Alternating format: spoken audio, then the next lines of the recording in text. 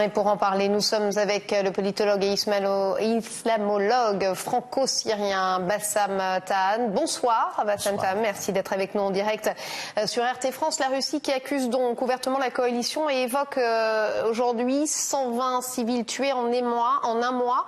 Alors il faut préciser effectivement que c'est le ministère russe de la Défense qui annonce ce chiffre. Est-ce que c'est un chiffre crédible? Comment en est-on sûr? Comment on avance des chiffres comme ça? Moi je crois que c'est crédible parce que les Russes sont sérieux. Surtout le porte-parole du ministère de la Défense. Et c'est pas la première fois. Je veux dire, quand vous examinez les photos de Raqqa, qu'est-ce qui reste de Raqqa? C'est une ville, mais massacrée. Hein.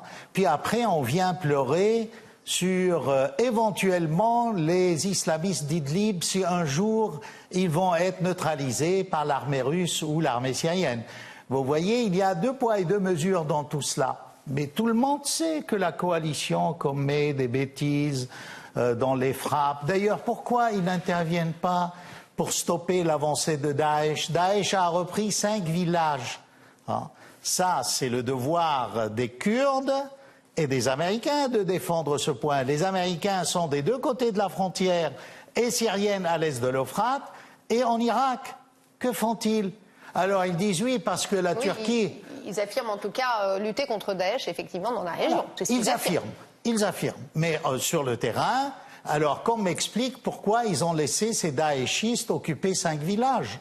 Non, là... derrière Daesh, il y a les États-Unis. Et là, ils sont à l'est de l'Euphrate, pas pour les Kurdes, pas pour les Syriens. C'est pour se rapprocher de l'Iran. Éventuellement, s'il y a une attaque contre l'Iran, au moins les États-Unis disposent de bases à l'est de l'Euphrate, c'est plus proche. Dans le cas où la Turquie dirait non, ils ont ce... Mais je crois qu'ils vont déguerpir bientôt. Alors, moi, je le crois. Vous parlez des Kurdes, effectivement, les Kurdes qui auraient fait également les frais de ces frappes? Alors, les Kurdes ont fait les frais de ces frappes, pas simplement près de Deir ez-Zor, sur la frontière syro-irakienne, mais du côté de Kobané. Et c'est là où il faut revoir le sommet d'Istanbul. Quand Erdogan a traité les Kurdes de terroristes, hein, et il les a mis sur le même plan que les islamistes, là, miracle, Macron n'a soufflé mot. Ni Merkel. Personne n'a pris la défense de ces Kurdes. Hein. Un conseil à mes amis kurdes. Il vaut mieux continuer les négociations avec le gouvernement de Damas. Parce que tôt ou tard, vous allez être lâchés et par les Français et par les Américains. Alors, le ministère russe qui précise que ces morts sont dus à, entre guillemets, un manque de savoir-faire de la coalition, un manque de précision dans les frappes, et les États-Unis, enfin la coalition en tout cas menée par les États-Unis, qui fait également usage de munitions interdites par les conventions internationales. De quel genre de munitions parle-t-on ? Sûrement peut-être de bombes de phosphore, mais c'est pas étonnant. Mais il y a des enquêtes là-dessus, parce qu'on a l'impression que tout le monde s'accuse en permanence, de manière réciproque. Moi, je fais confiance aux Russes, vous savez. Pourquoi vous faites confiance aux Russes? Mais parce que les événements prouvent que quand ils parlent de choses scientifiques, c'est exact, c'est précis, c'est pas du n'importe quoi.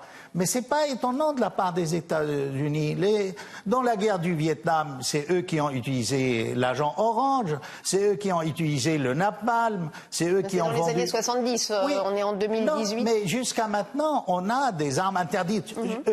Une chose, quand ils ont bombardé les citernes d'essence, ils l'ont bombardé avec de l'uranium appauvri.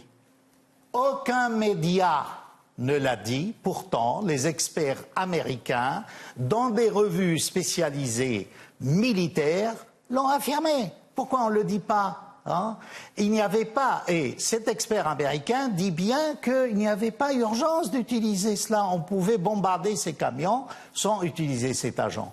Non. En tout cas, on le dit ici sur le plateau d'RT France, vous le dites vous. Comme toujours, en tout cas, RT vous est à l'avant-garde. Vous le dites, les invités, effectivement, donnent la parole à tout le monde ici.